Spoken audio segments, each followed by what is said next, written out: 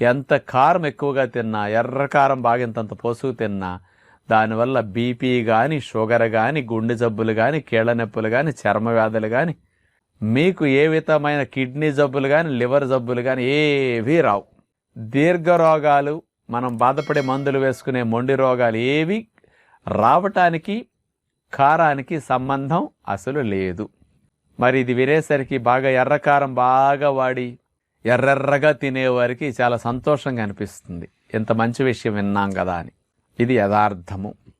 అసలు కారానికి జబ్బులు కలిగించే గుణం అట్లాంటిది లేదండి.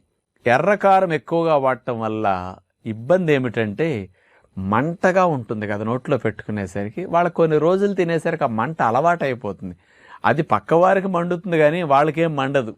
కాబట్టి ఈ సెల్స్ అలవాటు అయిపోతాయి. ఏదైనా ఎక్కువైతే తినేటప్పుడు కారానికి నోట్లో లాలాజలం వస్తుంది, కొంచెం కళ్ళమ్మట నీళ్లు, ముక్కమ్మట నీళ్లు కారం